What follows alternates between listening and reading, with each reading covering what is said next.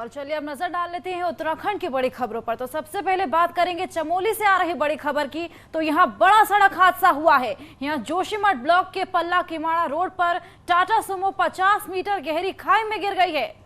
हादसे में 12 लोगों की मौत हो गई है, जबकि 3 लोग घायल हैं। मरने वालों में 10 पुरुष और 2 महिलाएं शामिल हैं। चमोली के डीएम और एसएसपी मौके पर मौजूद हैं।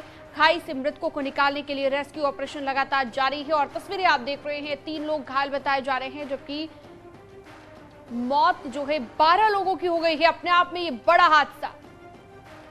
तो खाई से मृतकों को निकालने के लिए रेस्क्यू ऑपरेशन लगातार जारी है और अब भी खाई में रेस्क्यू ऑपरेशन चल रहा है। आपको बता दें कि तेज रफ्तार की वजह से ये पूरा हादसा हुआ, जिसमें ड्राइवर ने गाड़ी से संतुलन खो दिया, जिसके चलते ये पूरा हादसा हुआ। आपको बता दें कि इस पूरे हादसे में 12 लोगों की मौत की बात सामने आ रही है। 10 पुरुष और 2 महिलाएं इसमें शामिल हैं। तो ये कोई पहली बार नहीं है कि तेज रफ्तार की वजह से हादसा हुआ हो, लेकिन इस तरह के हादसों से सबक लेने की जरूरत है। 12 लोगों की मौत यहाँ पर हो गई है।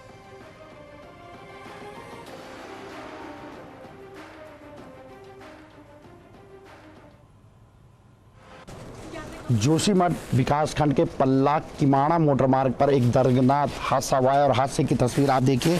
हम इस समय बद्रीनाथ राष्ट्रीय राजमार्ग पर मौजूद है और ठीक उसके सामने जो आपको ये पहाड़ी दिखाई दे रही है, जहां ये एक नाला आपको दिखाई दे रहा है, वहीं वो वाहन गिरकर आया है। लगभग 150 मीटर की ये दूरी सड़क से लेकर पूरे खाई तक है और यहीं पर बताया जा रहा है कि ये वाहन जब आज जोशीमठ से गाँव की तरफ जा रहा था, पल्ला गाँव या किमाड़ा जो गांव है उसकी तरफ जा रहा था। इसके अलावा इसमें बताया जा रहा है कि अलग अलग लगभग 4 से 5 गांवों के लोग बैठे हुए थे।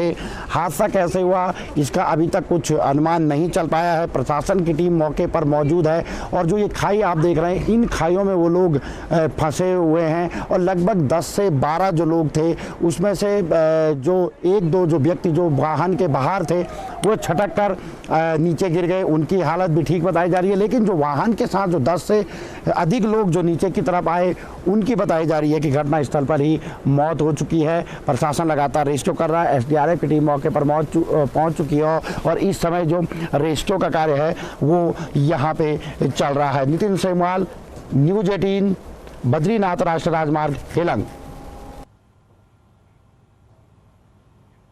आगे बढ़ते हैं। बागेश्वर के कपकोट क्षेत्र के एक घर में शॉर्ट सर्किट के चलते आग लग गई। आग लगने से घर में रखा पूरा सामान जलकर राख हो गया।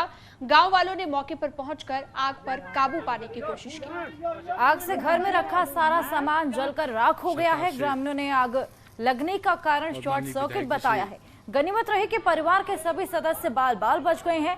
गांव तक सड़क ना होने के कारण फायर ब्रिगेड की टीम को आधे रास्ते से वापस लौटना पड़ा।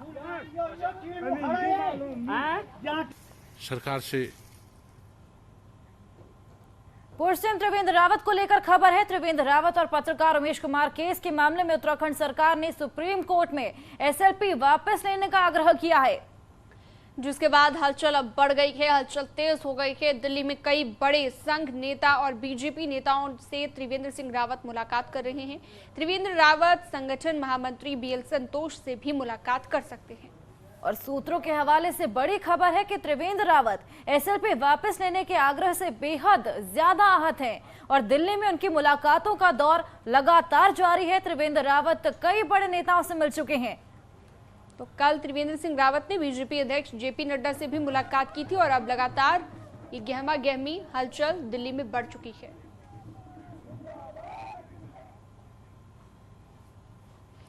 तो वहीं इसी एसएलपी के मामले को लेकर देहरादून में अभी हंगामा हुआ है। सरकार के फैसले के खिलाफ एक महिला ने यहां पर काफी ज्यादा हंगामा किया और साथ ही सचिवालय के बाहर आत्मदाह की चेतावनी दी थी, लेकिन पुलिस ने पहले ही महिला को हिरासत में ले लिया।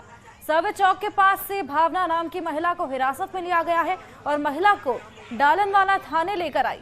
हालांकि थाने में भी महिला ने खासा हंगामा किया। महिला का कहना है कि एसएलपी को सरकार वापस ना ले। करने की कोशिश करेंगे।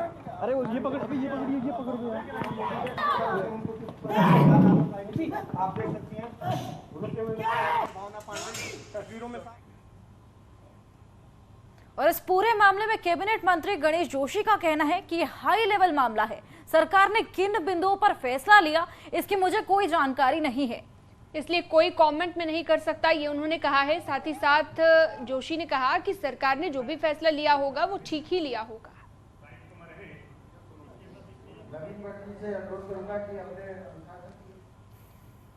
क्योंकि उच्च स्तरीय मामला है और किन बिंदुओं पर सरकार ने निर्णय लिया है उसकी मुझे जानकारी नहीं है, इसलिए मेरा उस पर टिप्पणी करना उचित नहीं है। आगे बढ़ते हैं। असल में उत्तराखंड सरकार ने राजद्रोह वाली एसएलपी को वापस लेने की अर्जी लगाई है। ये पूरा मामला भी आपको बता देते हैं। नैनीताल हाईकोर्ट ने भी साल 2020 में राजद्रोह के मामले को निरस्त कर दिया था। फैसले के खिलाफ तत्कालीन त्रिवेंद्र सरकार सुप्रीम कोर्ट पहुंची थी। वहीं अब राज्य सरकार ने सुप्रीम कोर्ट से याचिका वापस लेने के लिए अर्जी लगाई है। इसके साथ ही इसी मामले में अभी 2 याचिकाएं सुप्रीम कोर्ट में लंबित हैं।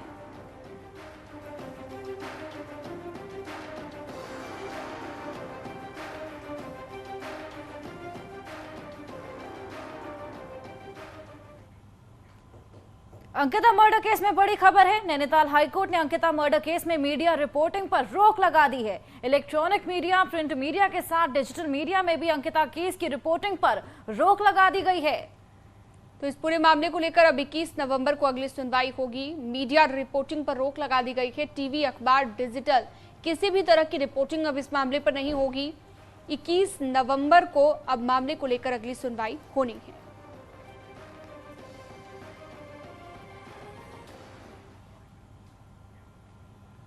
सीएम पुष्कर सिंह धामी ने हल्द्वानी के विकास कार्यों से जुड़ी हुई बैठक की और इस दौरान सीएम धामी ने अधिकारियों से रिपोर्ट तलब की। अधिकारियों ने मुख्यमंत्री के सामने एक प्रेजेंटेशन भी पेश किया है। आपको बता दें कि इस प्रेजेंटेशन के जरिए ये बताया गया कि प्रधानमंत्री नरेंद्र मोदी ने विधानसभा चुनाव से ठीक पहले जो 2200 करोड़ का पैकेज हल्द्वानी को दिया था, उससे हल्द्वानी में क्या क्या विकास कार्य किए जाएंगे। सीएम ने सभी कामों की डीपीआर तैयार कर शासन को भेजने की बात कही। इसकी पार्किंग की व्यवस्था अच्छी हो, हमारे बस अड्डे अच्छे हों, सीवर लाइनें अच्छी बने, सड़कें अच्छी बने, स्ट्रीट अच्छी बने और जितने भी सरकार शहर का सौंदर्यीकरण है वो अच्छे से अच्छा होना चाहिए। और उसी के निमित्त माननीय प्रधानमंत्री जी ने हमको बहुत बड़ी सौगात यहाँ के लिए दी है। तो हम लोगों ने ये आज समीक्षा करी है कि जल्दी से जल्दी अगले कुछ महीनों में ये काम दिखाया जाए। डीपीआर जो गठन की कार्रवाई चल रही है वो तेजी से हो, उसमें किसी प्रकार की लेट लतीफी न हो। सीएम पुष्कर सिंह धामी आज हल्द्वानी पहुंचे। मुख्यमंत्री ने सर्किट हाउस काठ गोदाम में पीएम मोदी के द्वारा घोषित 2200 करोड़ रुपए के पैकेज से होने वाले विकास कार्यों के रोड मैप को देखा। लेकिन इस बैठक से पहले कुछ ऐसा हुआ जिससे हंगामा खड़ा हो गया। दरअसल मीटिंग में हिस्सा लेने के लिए हल्द्वानी से कांग्रेस के विधायक सुमेश हृदेश भी अपने कुछ पार्टी के पदाधिकारियों के साथ पहुंचे हुए थे, लेकिन विधायक और उनके समर्थकों को बैठने के लिए कुर्सी नहीं मिली। और फिर क्या था, विधायक का पारा चढ़ गया। इससे पहले कि मुख्यमंत्री पहुंचते विधायक बैठक छोड़कर बाहर आ गए। इतना ही नहीं, विधायक सुमित हृदेश अपने समर्थकों समेत सड़क पर धरने पर बैठ गए। हालांकि ये सब हंगामा देख मुख्यमंत्री ने नाराज विधायक को मनाने के लिए अधिकारियों को भेजा और साथ ही इसके बाद सुमित हृदेश बैठक में पहुंचे। लेकिन कुछ मिनट मीटिंग रूम में रहने के बाद बाहर आ गए और चलते बने।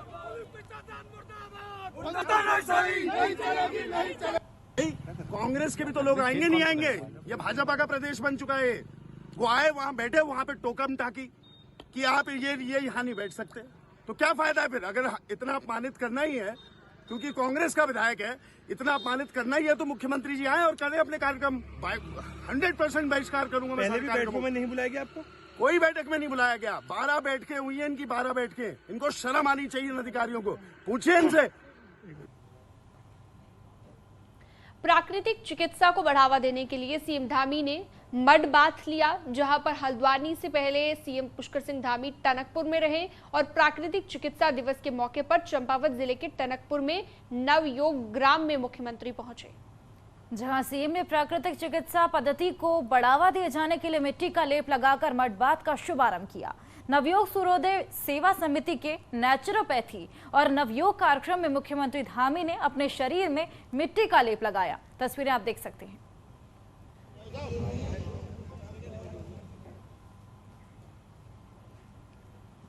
वहीं खटीमा से टनकपुर जाते वक्त मुख्यमंत्री पुष्कर सिंह धामी ने हाईवे के किनारे अपना काफिला रुकवाया और मूंगफली के ठेले पर जहां पहुंचे। सीएम ने ठेले से मूंगफली भी ली और ठेले वाले से बातचीत भी की। उसका हालचाल भी मुख्यमंत्री ने जाना, उससे बातचीत की और अपने बीच मुख्यमंत्री को पाकर ठेले वाला भी काफी खुश हो गया। तस्वीरें आप देख सकते हैं किस तरह से आम लोगों के बीच अचानक से मुख्यमंत्री पुष्कर धामी पहुंच गए।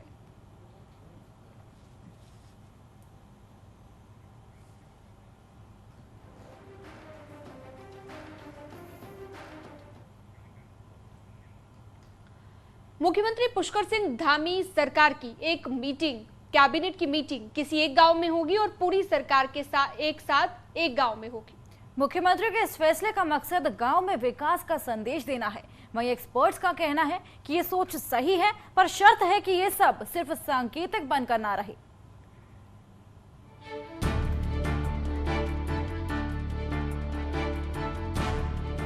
बॉर्डर गांव बाणा को मुख्यमंत्री पुष्कर सिंह धामी ने आखिरी नहीं पहला गांव बताया, तो इस बात को प्रधानमंत्री नरेंद्र मोदी ने भी सराहा। वहीं अब धामी सरकार गांव में कैबिनेट मीटिंग करके सरकार आपके द्वार के संदेश को मजबूत करना चाहती है। इसीलिए जब भी धामी कैबिनेट की मीटिंग गांव में होगी, उसमें मुद्दे भी गांव के होंगे और बात भी गांव की योजनाओं पर होगी, ताकि ग्राउंड लेवल पर योजनाओं का फायदा पहुंच सके। सरकार की बैठकें गाँव में होती है, जिला मुख्यालय पर होती है, निश्चित उसका संदेश जनता के बीच में जाता है और धरातल पर काम भी होते हैं। इसके लिए मैं मुख्यमंत्री जी का आभार व्यक्त करता हूँ। गांव में कैबिनेट का फैसला कोई पहली बार नहीं है। इससे पहले हरीश रावत हरिद्वार के चुड़ियाला और केदारनाथ में, तो त्रिवेंद्र रावत ने टिहरी झील में कैबिनेट मीटिंग की, पर एक मीटिंग से ज्यादा बात आगे बढ़ी नहीं। पर अब मुख्यमंत्री पुष्कर सिंह धामी के गांव के प्लान को हरीश रावत ने सही बताया है। वहीं एक्सपर्ट्स का कहना है कैबिनेट कहीं भी हो दिखाने के लिए नहीं, बल्कि समस्या के समाधान के लिए हो। इससे आत्मविश्वास बढ़ता है। हमने तो केदारनाथ में भी उस समय जब ठंड पराकाष्ठा में थी, सर्वदलीय बैठक भी की और कैबिनेट की मीटिंग भी की, और चुड़ियाला में हमने कैबिनेट की मीटिंग की गांव में, और उसमें हमने संदेश दिया कि हम ग्राम विकास को महत्व देंगे। मुख्यमंत्री ने बात तो ठीक कही है और ये भी कहा है, बल्कि मैं इसको एक कदम आगे समझूंगा कि कहा है हम गांव का प्लान बनाएंगे। चीज केवल महज सिंबल बन के नहीं होनी चाहिए कि जो भी फीडबैक मिले, जो भी समस्याएं उजागर होती हैं, उनका जिसे कहते हैं कंटिन्यूअस मॉनिटरिंग जरूरी है। उत्तराखंड बनने के बाद गांवों के प्लान पर कोई काम नहीं हो पाया, पर अब मुख्यमंत्री पुष्कर सिंह धामी गांव में जाकर कैबिनेट करना चाहते हैं, ताकि गांव की जनता से कनेक्शन जुड़े। और अब देखना होगा कि गांव में कैबिनेट करके सरकार कितना असर छोड़ पाने में कामयाब होती है। देहरादून से न्यूज़ 18 के लिए दीपांकर भट्ट की रिपोर्ट। और खबर हरिद्वार से है। यहाँ एक टीचर पर छात्रा ने शोषण करने का आरोप लगाया है। प्रिंसिपल की शिकायत पर आरोपी टीचर के खिलाफ केस दर्ज कर लिया गया है। मामला हरिद्वार के Pannalal Bhalla municipal inter college का है। इंटर कॉलेज की 2 छात्राओं ने कॉलेज प्रबंधन से शिकायत की, जिसमें टीचर सुनील कुमार पर शारीरिक और मानसिक रूप से शोषण करने का आरोप लगाया गया। छात्राओं की शिकायत पर कॉलेज प्रबंधन ने जांच की और सही आरोप पाए जाने को लेकर शिक्षक सुनील कुमार को फिलहाल सस्पेंड कर दिया है। साथ ही आपको बता दें कि सस्पेंड करने के अलावा पुलिस ने केस भी दर्ज कर लिया है और अब आगे सुनील कुमार पर कार्रवाई की जाएगी। पर शारीरिक और मानसिक शोषण के आरोप लगाए गए थे। उस संबंध में धारा 354 खा और 509 आईपीसी के अंतर्गत मुकदमा पंजीकृत कर लिया गया है। साथ ही साथ इसमें इंटर कॉलेज में भी एक कमेटी का गठन किया गया है जो इसकी जांच कर रही है। आगे बढ़ते हैं। मेडिकल स्टोर से दवाई लेने वक्त अगर आप अलर्ट नहीं हैं तो आपके हाथ में नकली दवाइयां भी लग सकती है। और ये हम नहीं बल्कि केंद्रीय दवा मानक नियंत्रण संगठन के आंकड़े कहते हैं। देश भर से कलेक्ट हुए दवाइयों के सैंपल में सबसे ज्यादा सैंपल उत्तराखंड के फेल हो रहे हैं।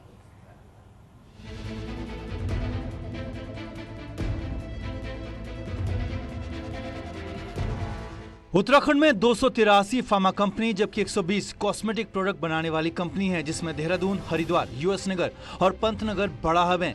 इन सभी कंपनियों में 132 मेडिसिन बनाने वाली फार्मा कंपनी WHO सर्टिफाइड है। पर आपको जानकर हैरानी होगी कि ज्यादातर फार्मा कंपनियां दवाइयों के नाम पर जहर बना रही हैं और ये हम नहीं कह रहे हैं बल्कि केंद्रीय दवा मानक नियंत्रण संगठन की रिपोर्ट कहती है। अक्टूबर के डाटा के मुताबिक देश भर से तमाम कंपनियों की 1280 दवाइयों के सैंपल टेस्ट करवाए गए थे, जिसमें 1230 दवाइयां मांगों के अनुरूप पाई गई, लेकिन 50 दवाइयां ऐसी हैं जो केंद्रीय दवा मानक नियंत्रण संगठन के मानकों पर खरा नहीं उतर पाई और उनमें भी 11 दवाइयां उत्तराखंड की फार्मा कंपनियों ने बनाई हैं।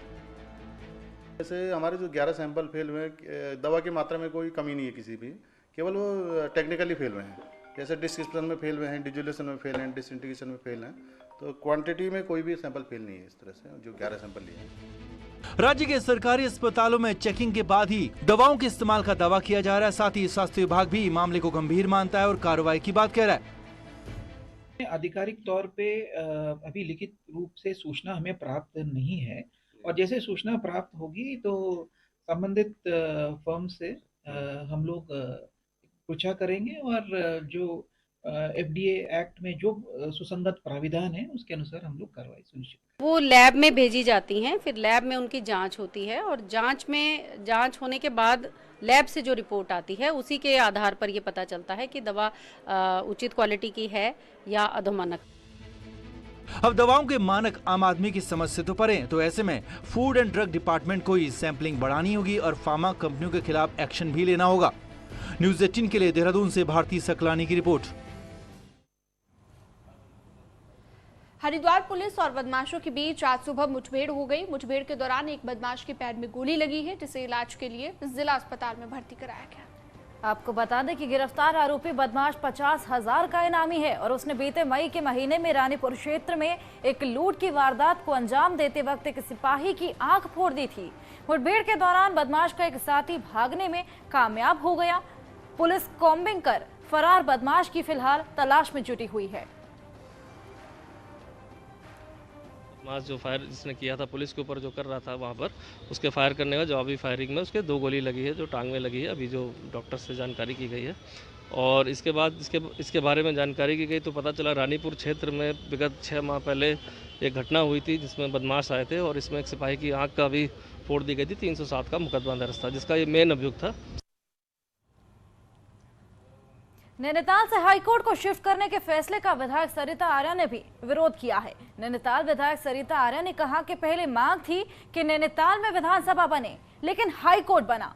सरिता आर्या ने कहा कि हाईकोर्ट को शिफ्ट करने से पहले राय लेनी चाहिए थी, जो कि नहीं ली गई। सरिता आर्या ने यह भी कहा कि हाईकोर्ट को शिफ्ट करने से नैनीताल पर आर्थिक असर पड़ेगा। सरिता आर्या ने कहा कि लोग शिफ्टिंग का विरोध कर रहे हैं और मैं उनके साथ हूं। हमारे जो लोकल हैं सभी लोग उससे जुड़ गए थे और कुछ हम लोगों को ये था कि नैनीताल यहाँ से माननीय उच्च न्यायालय ना शिफ्ट हो, ये मेरी मांग थी और यहाँ के स्थानीय लोगों को भी उसमें से नहीं पूछा गया, ना उनकी राय ली गई। जोशीमठ के सड़क हादसे की बात कर लेते हैं। सीएम धामी ने इसे लेकर दुख जाहिर किया है और हादसे के मजिस्ट्रेट जांच के आदेश दिए हैं। एक बड़ी खबर हम आपको बता रहे हैं, हादसे की मजिस्ट्रेट जांच के आदेश मुख्यमंत्री की ओर से दे दिए गए हैं। सीएम ने मरने वालों के परिजनों को 2-2 लाख के मुआवजे का भी ऐलान किया है। साथ ही घायलों का भी फ्री इलाज करने के निर्देश दिए हैं। चमोली के जोशीमठ में हुए हादसे में 12 लोगों की मौत हो गई, जिसमें 10 पुरुष और 2 महिलाएं शामिल थी, जबकि आपको बता दें कि 3 लोग घायल हुए हैं। तो अपने आप में ये बड़ा हादसा यहाँ पर हुआ है तेज रफ्तार की वजह से। फिलहाल मजिस्ट्रेट जांच के आदेश दे दिए गए हैं। क्या वजह रही, ड्राइवर की लापरवाही रही या फिर क्या वजह इसके पीछे रही, इसकी जांच होगी। उत्तराखंड बीजेपी ने सरकार में बैठे मंत्रियों की कमान कस ली है। पार्टी ने मंत्रियों को जिले में जाने के न सिर्फ निर्देश दिए हैं, बल्कि बाकायदा उनके दौरों की तारीख भी फिक्स कर दी है। अब मंत्री फील्ड में जाएंगे और वहां जाकर संगठन की रिपोर्ट जो है अपने संगठन को सौंपेंगे। ये जिम्मेदारी उन्हें अब सौंपी गई है। एक रिपोर्ट आपको दिखाते हैं।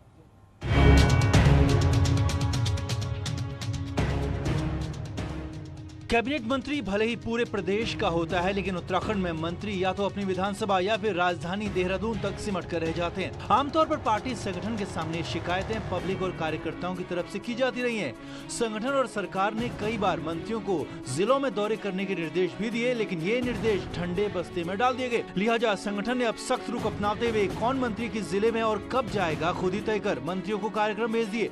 गणेश जोशी जी हरिद्वार, सतपाल महाराज जी कोटद्वार, सौरभ बोगुना जी उधम सिंह नगर, प्रेम अग्रवाल जी देहरादून जिला, धन सिंह रावत जी नैनीताल और रेखा आर्य जी टिहरी जिले का 2 दिवसीय प्रवास इस माह करेंगे। सरकार ने सभी जिलों के प्रभारी मंत्री भी बनाए हैं और संगठन को शिकायत थी कि मंत्री इन जिलों का रुख भी सिर्फ सरकारी कार्यक्रम के लिए करते हैं। अब संगठन ने ये चेन भी सिरे से उलट दी है। जिलों के प्रभारी मंत्रियों को उनके जिलों में न भेजकर दूसरे जिलों में भेजा गया। मंत्रियों ने भी निर्देशों के पालन की बात कही है। तो ये एक स्वच्छ परंपरा है, बहुत अच्छी परंपरा संगठन के द्वारा ये अपनाई गई है। मैं इसका स्वागत भी कर रहा हूँ। माननीय प्रदेश अध्यक्ष जी आदरणीय महेंद्र भट्ट जी का धन्यवाद भी कर रहा हूँ। मंत्रियों के दौरे सुनिश्चित किए हैं। मैं खुद आज पहला दौरा मेरा सौभाग्य से मेरा ही लगा है। आज 2 दिन के प्रवास पर मुझे हरिद्वार जिले में भेजा गया है। वहाँ अपने कार्यकर्ताओं से मिलकर, जनता से मिलकर जो उनकी समस्याएं, बातें सामने आएंगी। 2 दिन के दौरे पर मंत्री कार्यकर्ताओं और जनता की समस्याएं सुनेंगे, जिलों में रात बिताएंगे और अधिकारियों के साथ मीटिंग कर विकास के कार्यों की समीक्षा करेंगे। अब इस पूरी कवायद का टारगेट 2023 निकाय चुनाव और 2024 का लोकसभा चुनाव माना जा रहा है। देहरादून से न्यूज़ 18 के लिए सुनील नवप्रभात की रिपोर्ट। तो कल भगवान बद्री विशाल के कपाट ठीक दोपहर 3:35 पर शीतकाल के लिए बंद हो जाएंगे। इसके साथ ही उत्तराखंड में स्थित चारों धाम की यात्रा भी संपन्न हो जाएगी। इससे पहले आज माता लक्ष्मी को गर्भगृह में विराजमान होने के लिए न्योता दिया जाएगा। देर शाम भगवान बद्री विशाल के मंदिर को फूलों से सजाने का काम शुरू होगा। बद्रीनाथ धाम में कड़ाके की ठंड भी शुरू हो गई है। पिथौरागढ़ के नैनी सैनी एयरपोर्ट से भले ही रेगुलर फ्लाइट नहीं उड़ पा रही हो, लेकिन अब यहां पर पवन हंस अपना बेस बनाने जा रहा है। रिपोर्ट देखिए।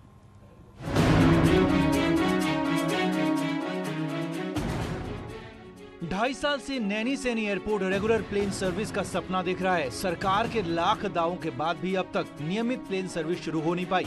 विधानसभा चुनाव से पहले यहां से देहरादून और हल्द्वानी के लिए हेली सर्विस शुरू हुई, लेकिन इस हेली सेवा ने लोगों को राहत कम परेशानी ज्यादा दी है। ऐसे में पवन हंस नैनी सैनी एयरपोर्ट से ही पूरे कुमाऊं में हवाई सेवा संचालित करने जा रहा है। मौसम खराब होने के कारण जो दिक्कत आई थी, तो उस पर उनके द्वारा ये कि अपने खुद ही विचार किया है पवन हंस के द्वारा कि हम पिथौरागढ़ में चूंकि हवाई पट्टी है, हम यहाँ अपना बेस बनाते हैं। और चूंकि भविष्य में मुनस्यारी धारचूला भी ये चालू होना है और अल्मोड़ा बागेश्वर भी चालू होना है।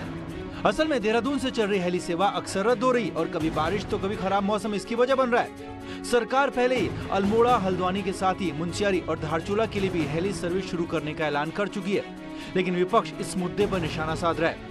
विपक्ष की माने तो नैनी सैनी से हवाई सेवा के नाम पर सरकार 6 सालों से सिर्फ बरगला रही है। 5 साल हमने इनके कार्यकाल में देखे, हवाई सेवा की बात करते थे। 1 साल इस कार्यकाल का हो गया, हवाई सेवा की बात करते हैं। कभी ये कहते हैं कि हम पवन हंस की सेवा देहरादून पिथौरागढ़ लाएंगे, कभी कहते हैं पंतनगर पिथौरागढ़ लाएंगे, कभी अल्मोड़ा पिथौरागढ़ लाएंगे, तो कभी कहते हैं कि हवाई सेवा कर रहे हैं, हिंडन पिथौरागढ़ और देहरादून कर रहे हैं। पर इन 6 सालों में इन्होंने बहुत निराशाजनक प्रदर्शन किया है। नैनी सैनी एयरपोर्ट से नियमित उड़ान को लेकर सियासत भले ही जमकर हुई हो, लेकिन नतीजा कुछ भी नहीं निकला। अब ऐसे में देखना है कि यहाँ से पवन हंस के नियमित हेली सर्विस का दावा कितना कारगर साबित होता है। न्यूज़ 18 के लिए पिथौरागढ़ से विजयवर्धन उप्रेती की रिपोर्ट।